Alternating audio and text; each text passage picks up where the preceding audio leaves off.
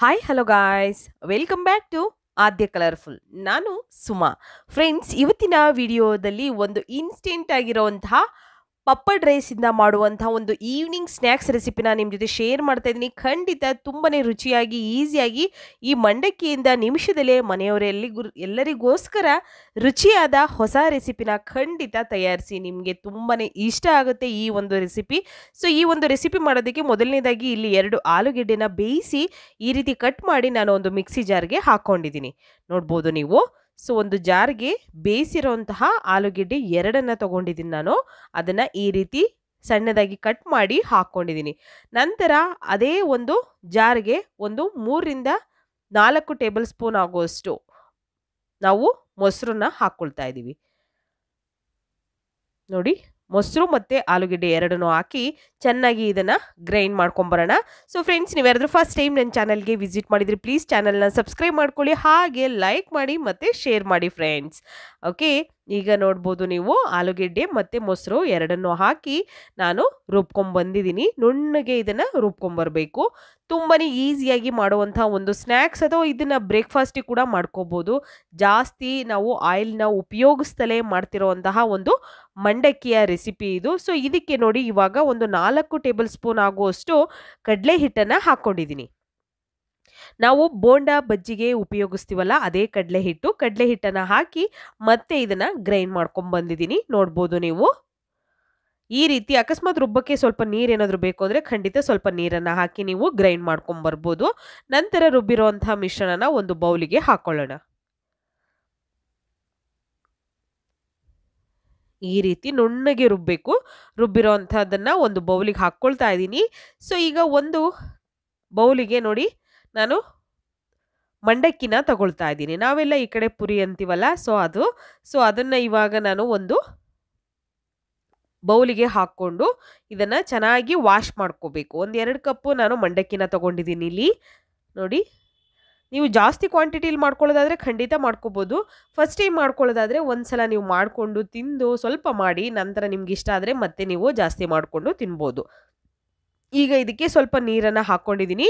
ನೀರನ್ನು ಹಾಕಿದ ನಂತರ ಇದನ್ನು ಚೆನ್ನಾಗಿ ನಾನು ಫಸ್ಟ್ ಒಂದು ಸಲ ವಾಶ್ ಮಾಡ್ಕೊಳ್ತೀನಿ. ನೋಡಿ, ಸ್ವಲ್ಪ ಧೂಳಿರುತ್ತಲ್ವ, ಹಾಗಾಗಿ ಅದು ಹೋಗೋ ಹಾಗೆ ನಾವು ವಾಶ್ ಮಾಡಿ ಅದನ್ನು ಒಂದು 2 ನಿಮಿಷ ನೀರಲ್ಲೇ ಹಾಗೆ 1 ಸೆಕೆಂಡ್ ಅಥವಾ 2 ಸೆಕೆಂಡ್ ಹಾಗೆ ಬಿಟ್ಬಿಡಿ. ಬಿಟ್ಟ ನಂತರ ನಾವು ಸ್ವಲ್ಪ ಮೆತ್ತಗಾಗ್ತಾ ಇರುತ್ತೆ ಪುರಿ, ಆವಾಗ ಅದನ್ನು ಒಂದು ಬೌಲಿಗೆ ಹಾಕ್ಕೊಳ್ಳೋಣ. ಇನ್ನೊಂದು ಬೌಲಿಗೆ ಹಾಕ್ಕೊಳ್ತಾ ಇದ್ದೀನಿ ಇವಾಗ. ನೋಡಿ, ಸೊ ಮಂಡಕ್ಕಿಯಿಂದ ಮಾಡುವಂಥ ಸುಮಾರು ರೆಸಿಪಿಗಳನ್ನು ನಾನು ಶೇರ್ ಮಾಡಿದ್ದೀನಿ ಫ್ರೆಂಡ್ಸ್. ನೀವು ಯಾರಾದರೂ ನೋಡಿಲ್ಲ ಅಂದರೆ ಚಾನಲಲ್ಲಿದೆ, ಚೆಕ್ ಮಾಡಿ ಫ್ರೆಂಡ್ಸ್. ಓಕೆ, ತುಂಬಾ ಈಸಿಯಾಗಿ ಮಾಡುವಂತಹ ಒಂದು ಮಂಡಕ್ಕಿಯ ದೋಸೆ ಆಗಲಿ, ಇಡ್ಲಿ ಆಗಲಿ, ಸುಮಾರು ರೆಸಿಪಿನ ನಾನು ಶೇರ್ ಮಾಡಿದ್ದೀನಿ. ಸೊ ಖಂಡಿತವಾಗ್ಲೂ ನೀವು ನೋಡ್ಬೋದು. ನಂತರ ನೋಡಿ, ಈಗ ಮಂಡಕ್ಕಿನೆಲ್ಲ ನಾನು ಈ ರೀತಿ ಹಾಕಿದ ನಂತರ ರುಬ್ಬಿರುವಂಥ ಮಿಶ್ರಣ ಇದೆಯಲ್ಲ, ಸೊ ಆ ರುಬ್ಬಿರೋ ಮಿಶ್ರಣನ ಕೂಡ ನಾನು ಈ ಒಂದು ಮಂಡಕ್ಕಿಗೆ ಹಾಕ್ಕೊಳ್ತಾ ಇದ್ದೀನಿ. ನೋಡ್ಬೋದು ನೀವು. ಮಂಡಕ್ಕಿ ಮತ್ತು ಈಗ ನಾವು ಆಲೂಗೆಡ್ಡೆನ ರುಬ್ಬಿ ಇಟ್ಕೊಂಡಿದ್ದೀವಲ್ಲ, ಆಲೂಗೆಡ್ಡೆ ಮತ್ತು ಕಡಲೆ ಹಿಟ್ಟೆಲ್ಲ ಹಾಕಿ, ಸೊ ಅದನ್ನು ಕೂಡ ಈ ಬೌಲಿಗೆ ಹಾಕ್ಕೊಂಡಿದ್ದೀನಿ. ಹಾಗೆ ಒಂದು 2 ಟೇಬಲ್ ಸ್ಪೂನ್ ಆಗುವಷ್ಟು ರವೆ ತೊಗೊಂಡಿದ್ದೀನಿ. ಇಲ್ಲಿ ದಪ್ಪ ರವೆನ ತೊಗೊಂಡಿದ್ದೀನಿ ನಾನು, ಚಿರೋಟಿ ರವೆ ತೊಗೊಂಡಿಲ್ಲ. ದಪ್ಪ ರವೆನ ನಾವು ಉಪ್ಪಿಟ್ಟಿಗೆ ಬಳಸ್ತೀವಲ್ಲ, ಅದೇ ರವೆನ ನಾನು ಹಾಕ್ಕೊಳ್ತಾ ಇದ್ದೀನಿ. ಇಲ್ಲಿ 2 ಟೇಬಲ್ ಸ್ಪೂನ್ ಆಗುವಷ್ಟು. ಆ ನಂತರ ರುಚಿಗೆ ತಕ್ಕಷ್ಟು ಉಪ್ಪನ್ನು ಹಾಕ್ಕೊಳ್ಳೋಣ. ಉಪ್ಪು ಹಾಕಿದ ನಂತರ ಚೆನ್ನಾಗಿ ಇದನ್ನು ಮಿಕ್ಸ್ ಮಾಡ್ಕೋಬೇಕು. ನೀಟಾಗಿ ಮಿಕ್ಸ್ ಮಾಡೋಣ. ನೀರೇನು ಹಾಕಕ್ಕೆ ಹೋಗೋದು ಬೇಡ, ಇಷ್ಟೇ ಸಾಕಾಗುತ್ತೆ ನಮಗೆ. ನೋಡಿ, ಈ ರೀತಿ ಚೆನ್ನಾಗಿ ಇದನ್ನು ಮಿಕ್ಸ್ ಮಾಡ್ಕೊಳ್ಳಿ. ಮಿಕ್ಸ್ ಮಾಡಿದ ನಂತರ ಇದಕ್ಕೆ ಇವಾಗ ನಾವು ಸಣ್ಣದಾಗಿ ಕಟ್ ಮಾಡಿರೋಂತಹ ಹಸಿರು ಮೆಣಸಿನಕಾಯಿ ಒಂದನ್ನು ಹಾಕ್ಕೊಳ್ತಾ ಇದ್ದೀನಿ ನಾನು.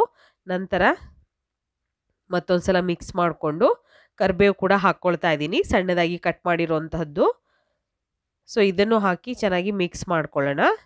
ಮತ್ತು ಒಂದು ಈರುಳ್ಳಿನ ತಗೊಂಡಿದ್ದೀನಿ, ಅದು ಕೂಡ ಸಣ್ಣದಾಗಿ ಕಟ್ ಮಾಡಿ ಹಾಕಿರೋದು. ತುಂಬಾ ಈಸಿಯಾಗಿ ಮಾಡ್ಬೋದು ಫ್ರೆಂಡ್ಸ್ ನೀವು ಈ ಒಂದು ಸ್ನ್ಯಾಕ್ಸ್, ಅಥವಾ ಇದನ್ನು ಬ್ರೇಕ್ಫಾಸ್ಟಿಗೆ ಕೂಡ ಮಾಡ್ಕೋಬೋದು.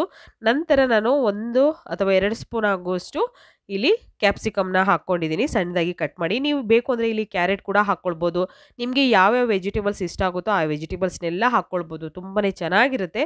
ನಂತರ ಸ್ವಲ್ಪ ಚಿಲ್ಲಿ ಫ್ಲೇಕ್ಸ್ ಹಾಕ್ಕೊತಾ ಇದ್ದೀನಿ, ಒಂದು ಅರ್ಧ ಸ್ಪೂನ್ ಆಗುವಷ್ಟು. ನಿಮಗೆ ಬೇಕು ಅಂದರೆ ಉಪಯೋಗಿಸಿ, ಇಲ್ಲ ಅಂತಂದರೆ ಇದರ ಬದಲು ನೀವು ಪೆಪ್ಪರ್ ಪೌಡರ್ ಕೂಡ ಹಾಕ್ಕೊಳ್ಬೋದು. ಒಂದು ಅರ್ಧ ಸ್ಪೂನ್ ಆಗುವಷ್ಟು ಶುಂಠಿ ಬೆಳ್ಳುಳ್ಳಿ ಪೇಸ್ಟನ್ನು ಕೂಡ ಹಾಕ್ಕೊಂಡಿದ್ದೀನಿ. ಇಷ್ಟನ್ನು ಹಾಕಿದ ನಂತರ ಇದನ್ನು ಚೆನ್ನಾಗಿ ಮಿಕ್ಸ್ ಮಾಡ್ಕೊಳ್ಳೋಣ. ತುಂಬಾ ಟೇಸ್ಟಿಯಾಗಿರುತ್ತೆ, ಮಕ್ಕಳಿಗಂತೂ ತುಂಬಾ ಇಷ್ಟ ಆಗುತ್ತೆ ಈ ಒಂದು ರೆಸಿಪಿ. ಸೊ ಖಂಡಿತ ಮನೆಯಲ್ಲಿ ಒಂದ್ಸಲ ಈ ಒಂದು ರುಚಿಯಾದ ಸ್ನ್ಯಾಕ್ಸನ್ನು ತಯಾರಿಸಿ ನೋಡಿ. ಈಗ ಒಂದು ಪಿಂಚಷ್ಟು ನಾನು ಅಡುಗೆ ಸೋಡಾನ ಹಾಕ್ಕೊಳ್ತಾ ಇದ್ದೀನಿ. ಒಂದೇ ಒಂದು ಪಿಂಚ್, ಬೇಕು ಅಂದರೆ ಉಪಯೋಗಿಸಿ, ಇಲ್ಲ ಅಂತಂದರೆ ನೀವು ಸ್ಕಿಪ್ ಮಾಡ್ಬೋದು, ಅಥವಾ ನೀವು ಏನೋ ಬೇಕು ಅಂದರೂ ಕೂಡ ಹಾಕ್ಕೊಳ್ಬೋದು. ಸೊ ಈಗ ಮಿಕ್ಸ್ ಮಾಡ್ಕೊಳ್ಳೋಣ ಚೆನ್ನಾಗಿ. ಈ ರೀತಿ ನೀಟಾಗಿ ಮಿಕ್ಸ್ ಮಾಡ್ಕೊಳ್ಳೋಣ. ಮಂಡಕ್ಕಿಯಿಂದ ನಿಮಿಷದಲ್ಲೇ ಮನೆಯವರೆಲ್ಲರಿಗೋಸ್ಕರ ರುಚಿಯಾದ ಹೊಸ ರೆಸಿಪಿನ ತಯಾರಿಸಿ. ಖಂಡಿತ ಇದು ಇನ್ಸ್ಟೆಂಟ್ ಪಪ್ಪಡ್ ರೈಸ್ ಒಂದು ಸ್ನ್ಯಾಕ್ಸ್ ರೆಸಿಪಿ. ಸೊ ಮನೆಯಲ್ಲಿ ಒಂದು ಸಲ ತಯಾರಿಸಿ ನೋಡಿ. ನಂತರ ಇವಾಗ ನೋಡಿ, ನಾನು ಕಡಾಯಿ ಇಟ್ಕೊಂಡಿದ್ದೀನಿ. ಇದಕ್ಕೆ 1-2 ಸ್ಪೂನ್ ಆಗುವಷ್ಟು ಆಯಿಲ್ನ ಹಾಕ್ಕೊಂಡಿದ್ದೀನಿ. ಜಾಸ್ತಿ ಎಣ್ಣೆನ ಉಪಯೋಗಿಸ್ತಾ ಇಲ್ಲ. ನಂತರ ಈಗ ಪಪ್ಪಡಿಂದ ನಾವು ರೆಡಿ ಮಾಡಿರುವಂತಹ ಮಂಡಕ್ಕಿ ಒಂದು ರೆಸಿಪಿ ಇದೆಯಲ್ಲ, ಸೊ ಇದನ್ನು ನೋಡಿ ನಾವು ಮಿಕ್ಸ್ ಮಾಡಿರೋದನ್ನು ನೀಟಾಗಿ ಇದರಲ್ಲಿ ಹಾಕಿ ಸ್ಪ್ರೆಡ್ ಮಾಡ್ಕೊಂಬಿಡೋಣ. ನೀಟಾಗಿ ಸ್ಪ್ರೆಡ್ ಮಾಡಿ, ಎಲ್ಲ ಕಡೆನೂ ಸಮವಾಗಿ ಸ್ಪ್ರೆಡ್ ಮಾಡ್ತಾ ಹೋಗಬೇಕು. ನೋಡಿ ಈ ರೀತಿ ನಾನು ಸಮವಾಗಿ ಎಲ್ಲ ಕಡೆನೂ ಸ್ಪ್ರೆಡ್ ಮಾಡಿದ್ದೀನಿ. ಸ್ಟವ್ನ ಲೋ ಫ್ಲೇಮಲ್ಲೇ ಇಟ್ಕೊಂಡು ನೀವು ಇದನ್ನು ಬೇಯಿಸ್ಕೊಳ್ಳಿ. ಸೊ ಓವೆನ್ ಇದ್ದರೆ ಓವೆನಲ್ಲಿ ಕೂಡ ಬೇಯಿಸ್ಕೋಬೋದು. ಈಗ ಒಂದು 5 ನಿಮಿಷ ನಾನು ಹೀಗೆ ಬೇಯಿಸ್ಕೊಂಡು ನಂತರ ಇದನ್ನು ಟರ್ನ್ ಮಾಡಿ ಹಾಕ್ಕೊಳ್ತೀನಿ. ನೋಡ್ಬೋದು ಈ ರೀತಿ ನಾವು ತಟ್ಟೆಗೆ ಹಾಕ್ಕೊಂಡು ನಂತರ ಈ ಥರ ಟರ್ನ್ ಮಾಡಿ ಹಾಕ್ಕೊಳ್ಳೋಣ. ಸೊ ಲೋ ಫ್ಲೇಮಲ್ಲೇ ಬೇಯಿಸಬೇಕು, ಹೈ ಫ್ಲೇಮ್ ಮಾಡಬೇಡಿ. ನೋಡಿ ಈ ರೀತಿ ಈಗ ಟರ್ನ್ ಮಾಡಿ ಹಾಕಿದ್ದೀನಿ. ಸೊ 2 ಸೈಡ್ ಕೂಡ ತುಂಬಾ ನೀಟಾಗಿ ನಾವು ಬೇಯಿಸ್ಕೋಬೇಕು. ಗೋಲ್ಡನ್ ಕಲರ್ ಬರೋ ಹಾಗೆ ಎರಡೂ ಕೂಡ ಬೇಯಿಸ್ಕೊಂಡು ನಂತರ ನಾವು ಒಂದು ತಟ್ಟೆಗೆ ಇದನ್ನು ತೆಗೆದಿಟ್ಕೊಳ್ಳೋಣ.